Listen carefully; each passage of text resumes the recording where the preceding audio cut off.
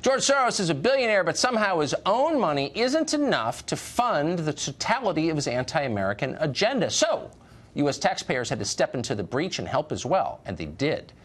Department of Justice documents newly obtained by Judicial Watch, thank heaven, show that in 2016, the Obama administration, whose misdeeds are now just coming to light, gave almost $9 million to support something called the East-West Management Institute. That's a Soros-funded venture. According to Judicial Watch, the money did little other than empower the socialist government of Albania, which spends a lot of time making its people more miserable. Tom Fitton is the president of Judicial Watch, and he joins us tonight. One of the reasons I'm so glad that you're here, Tom, is because you kind of tie a bow on stories. The Obama administration's over, but there's a lot that they did that we don't know anything about because the press refused to cover those stories. Tell us this small piece of it. What did they do in Albania and why? Well, they're supporting the socialist communist government there, the Soros operations, and they're doing it with taxpayer dollars. They were doing it in 2016, and they were even doing it in the first part of the Trump administration in 2017, co-sponsoring surveys of the population that generated 91% of the support in favor of the pro-government, pro-Soros operation that would have restricted the independence of the judiciary. You know, like all strongman governments, they don't like independent judiciaries. Right. So they were trying to reform the judiciary in a way that would have brought it under control of the socialist government there. And what's troubling is that obviously Soros needs no taxpayer money to do any of this advocacy work. But the State Department and USAID is partnering with Soros and basically allowing Soros to set our foreign policy agenda.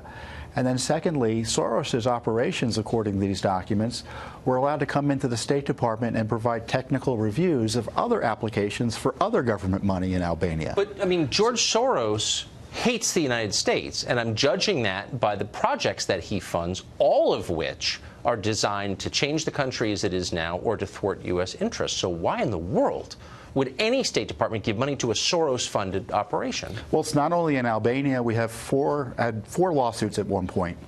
Albania, Romania, he's active in Hungary, Guatemala, Colombia. They're very, very active, and it doesn't take a lot of money to have a big impact in these countries. And the governments are under assault from the Soros State Department unity effort to bring socialism and stop anything in the area of reform, constitutionalism, the sort of things that Americans would be comfortable with. The Soros groups aren't. And, you know, look, he's a billionaire. He doesn't need the money. And when you fund him in one place, it means he has more money to spend elsewhere. So if you don't like what Soros is doing here at home, you should know it's being indirectly subsidized thanks to the State Department and USAID, at least as long ago as 2016. So Soros is getting State Department money. Planned Parenthood, which is an arm of the Democratic Party, gets $500 million a year in taxpayer funds.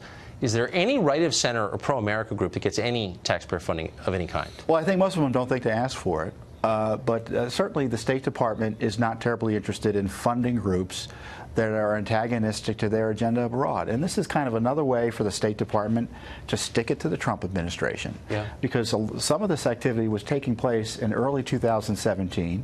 Again, attacking the idea of an independent judiciary in Albania. This is your tax dollars at work, and we had to sue to get the records. The more you know, the more appalling it is. And thank you for bringing this to light. I appreciate it. You're welcome. Tom Fitton.